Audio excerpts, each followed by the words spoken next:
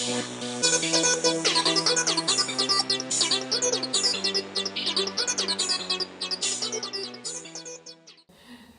à tous, moi je suis gastropédiatre et du coup je vais un peu plus parler des maladies digestives que je connais mieux que les maladies rhumato.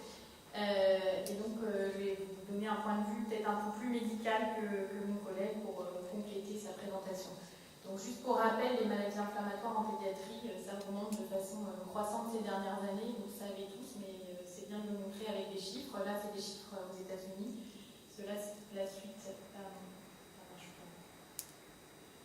Voilà, la suite, c'est les chiffres français du registre EpiMap du nord de la France qui montre une augmentation à la fois dans les Crohn mais aussi dans les RCH et aussi chez le jeune enfant, et c'est ça qu'on observe à l'heure actuelle, c'est-à-dire que les patients sont de plus en plus jeunes. L'histoire de la maladie elle est un peu différente des maladies des adultes, avec une maladie qui va se présenter différemment déjà des diagnostics, avec une maladie de Crohn ou une RCH qui va être d'emblée plus étendue, et qui au cours du temps va aussi s'étendre de façon plus importante avec un risque de complications plus élevé. Une maladie qui est finalement plus sévère au cours du temps, et aussi parce qu'elle va durer plus longtemps, parce que quand on la démarre à l'âge de 8 ans, c'est pas comme si on la démarrait à l'âge de 40 ans, il va falloir vivre toute sa vie avec cette maladie.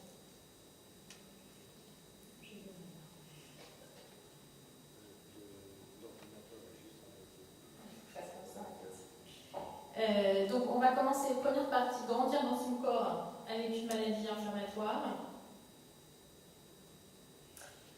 Donc juste un bref rappel sur la croissance, dont a déjà parlé mon collègue, mais c'est vraiment important parce que c'est une période, effectivement, l'enfance et la puberté notamment, où on va beaucoup grandir. Il y a beaucoup de facteurs qui interfèrent sur la taille finale, à la fois le patrimoine génétique, mais pas que, et notamment l'environnement, l'état de santé, l'alimentation, l'âge de la puberté, tout ça va jouer sur la croissance et peuvent contrebalancer les effets de la génétique. On peut avoir un papa et une maman très grands et finir petit parce qu'on a eu des soucis justement au moment de la croissance.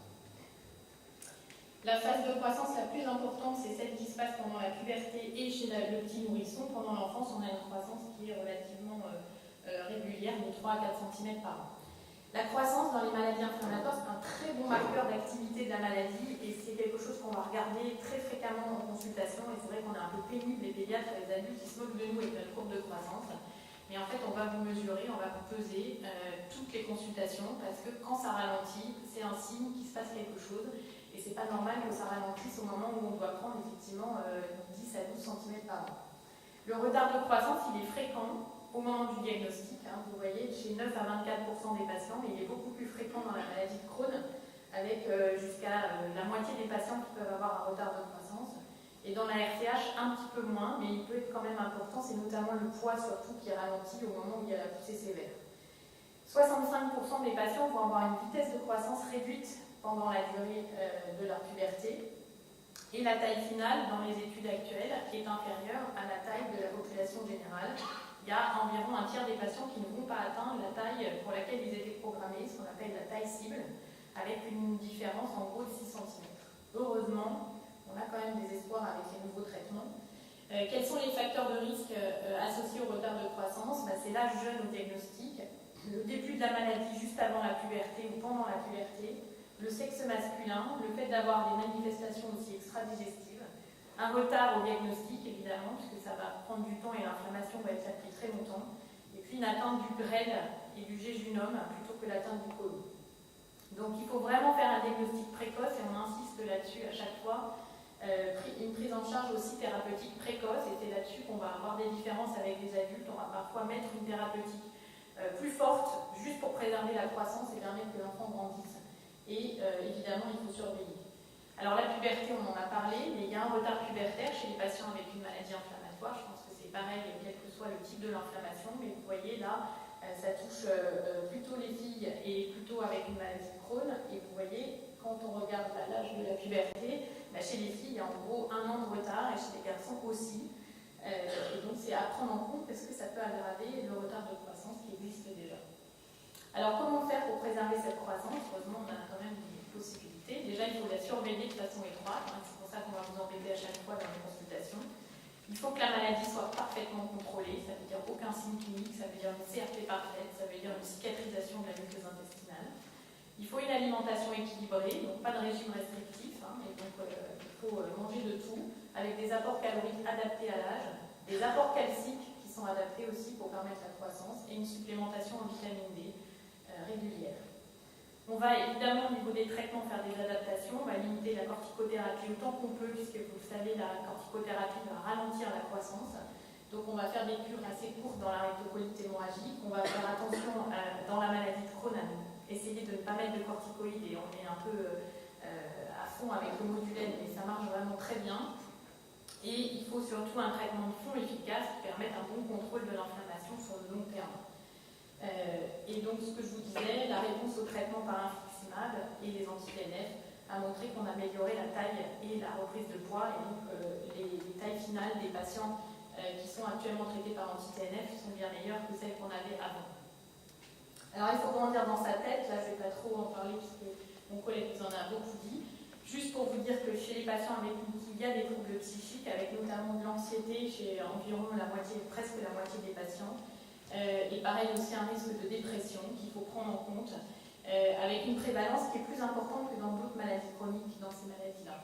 Les facteurs de risque associés, c'est la maladie active. Vous voyez sur les graphes, en fait, plus on a de poussée et plus on va avoir de troubles anxieux. Et le sexe féminin aussi, l'atteinte périnéale qui va évidemment jouer énormément aussi sur la représentation qu'on a de l'image du corps. Alors sur la qualité de vie, là je vous ai mis une étude qui avait été faite par l'AFA chez l'adulte. Vous avez interrogé 1200 patients. Le résultat, c'est qu'il y a quand même en gros la moitié des patients qui ont une qualité de vie qu'ils considèrent médiocre. Ils souffrent souvent de fatigue sévère, ils ont des syndromes dépressifs. Un tiers des patients vont avoir de l'anxiété et un tiers se disent handicapés dans leur vie quotidienne par cette maladie chronique. La qualité de vie des patients pédiatriques, elle aussi, elle est inférieure à celle de la population générale. Je vais vous montrer des résultats. Là, c'était une étude qui comparait la population générale avec des patients atteints de maladies inflammatoires dans l'enfance, c'était les moins de 20 ans, et des patients atteints d'arthrite juvénile aussi. Et donc, on avait dans cette étude des résultats qui montraient une qualité de vie inférieure. Donc, il y a aussi une fatigue plus importante chez ces patients avec une inflammation chronique. Alors, le devenir à long terme, parce qu'il faut rester très optimiste. Il y a un absentéisme scolaire qui est plus important chez les patients avec une maladie inflammatoire en raison des poussées de la maladie, mais aussi en raison des hospitalisations pour les HDJ, les perfusions, etc. Mais des performances équivalentes, voire supérieures à la population générale, et ça j'espère que vous l'avez bien noté parce qu'il faut rester très positif. Ces patients réussissent très bien leurs études malgré tout ça.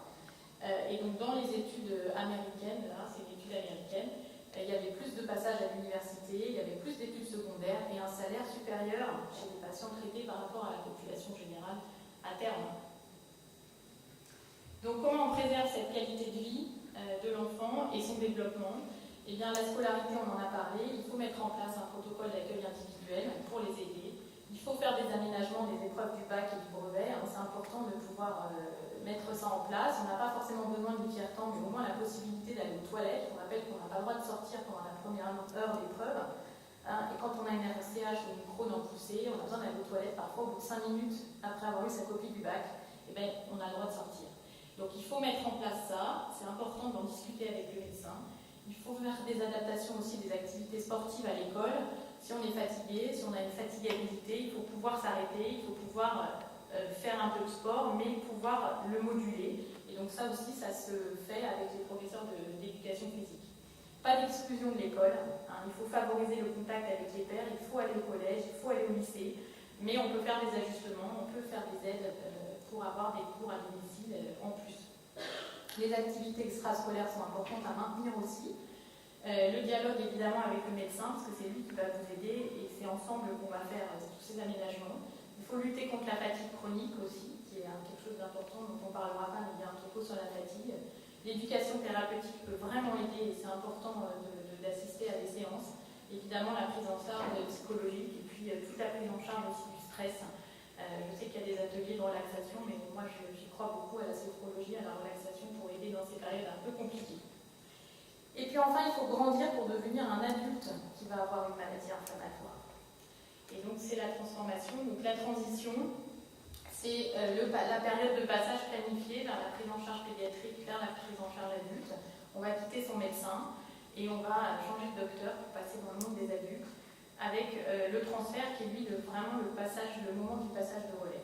Alors comment ça se passe? On passe d'une médecine pédiatrique où on vous parle en tutoie, on appelle l'enfant par le prénom, on le connaît depuis très longtemps, avec des rendez-vous qui sont souvent rapprochés, une prise en charge qui est centrée sur la famille et sur l'enfant, multidisciplinaire, avec des consultations qui sont souvent longues.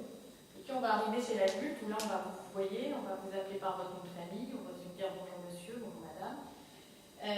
Centré évidemment sur le patient, il y a moins d'accueil des parents. Il y a moins de temps parce qu'il y a plus de patients chez les adultes, il faut être clair. Il y a moins de consultations, souvent dans l'année aussi. Et les décisions vont être partagées avec le médecin d'adulte. Alors, il y a dans les études, il y a 3 buts nécessaires pour que la transition soit bien réussie. 1, il faut que le jeune adulte soit prêt pour le transfert, il soit prêt dans sa tête, il ait acquis des compétences sur sa maladie. Que 2, les parents soient prêts pour le transfert. Et 3, que le médecin soit prêt pour le transfert, à la fois le pédiatre prêt à laisser partir le petit patient et le médecin adulte prêt à l'accueillir. Et donc tout ça, ça se prépare. Alors à quel âge on fait ça? Dans la loi, il y a 15 ans, 3 mois, vous n'êtes plus accueilli dans un hôpital pédiatrique aux urgences. Donc ça, c'est la loi, mais en fait, c'est pas vrai. Et les hôpitaux adultes, avant 18 ans, ils n'en veulent pas, ils ne savent pas faire avec les jeunes, et donc c'est pas la peine d'aller dans les hôpitaux adultes avant. Il n'y a pas d'âge en fait formel. On les garde jusqu'à ce que ce soit le bon moment pour passer chez l'adulte. En tout cas, il faut que le jeune soit mature, il faut qu'il ait passé son bac, parce que changer de docteur juste avant les épreuves du bac, c'est un stress énorme, et ce n'est pas la peine de le surajouter au stress du baccalauréat. Il faut qu'il ait un projet professionnel un peu débuté, un peu stable, et qu'il soit surtout dans une période de rémission de sa maladie, avec un traitement stable, une vie personnelle qui est équilibrée, donc qu'il soit bien dans sa tête et dans son corps pour changer de docteur. Il y a 3 types de compétences que doit atteindre le patient avant de la transition. Il doit savoir s'autogérer, il doit connaître son traitement, il doit connaître sa maladie. Il doit avoir des compétences de santé et de mode de vie, donc il doit être stable dans sa vie affective et sexuelle, tous les problèmes de consommation de produits, et puis il doit savoir ajuster sa maladie à son comportement, et ça c'est vraiment important.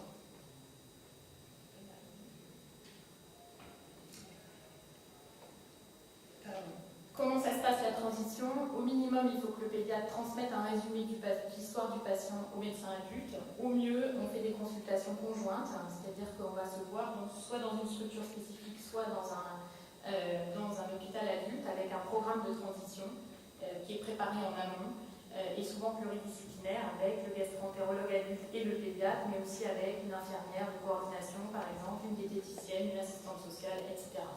Alors, quels sont les freins à cette transition? C'est le patient qui a très peur de perdre une relation privilégiée avec son médecin, un sentiment un peu d'abandon, le changement d'univers de soins aussi. C'est vrai que la médecine pédiatrique, on a souvent des décors un peu gays, des dessins sur les murs, et le changement de décor est parfois un peu brutal quand on passe chez les adultes.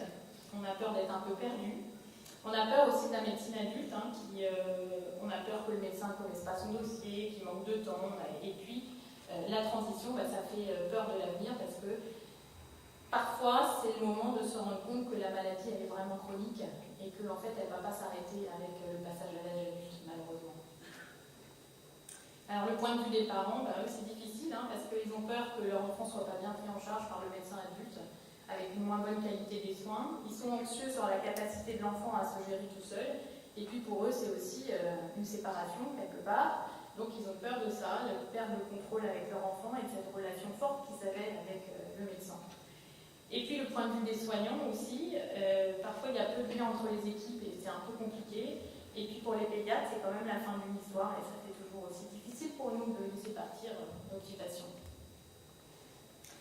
Mais la transition, elle doit bien se faire parce que grâce à ça, ça se passe bien et donc c'est l'intérêt de l'éducation thérapeutique. Là, c'est une étude qui comparait des diabétiques qui ont des séances d'éducation thérapeutique très régulières au cours de leur maladie à des patients avec des maladies inflammatoires qui n'avaient pas eu de séance de TP et à qui on faisait une séance avant le passage chez les adultes. Et bien ceci, ça permettait d'améliorer la compétence vis-à-vis de la maladie et leur qualité de vie. Donc c'est vraiment important. Il y a une étude française qui avait envoyé des questionnaires aux parents et aux patients après la transition pour avoir un peu leur ressenti. Et donc ce questionnaire a permis de montrer qu'il y avait 87% des patients qui s'étaient sentis prêts à la transition contre seulement 79% des parents. Et 74% avaient jugé que c'était très important cette consultation de transfert avec les 2 médecins présents. Qu'est-ce qui se passe si cette transition ne se passe pas bien? Eh bien, il n'y a pas de compliance au traitement, il y a un risque de perdre de vue le patient, il y a un risque du coup qu'il revienne en rechute et que sa maladie décompense, et que ça soit à la source de stress pour la famille, pour le patient, pour tout ça. Donc pour réussir le transfert, il faut du temps, il faut de l'espace et il faut de la coordination, et ça c'est quelque chose qui se travaille longtemps en amont avec le médecin.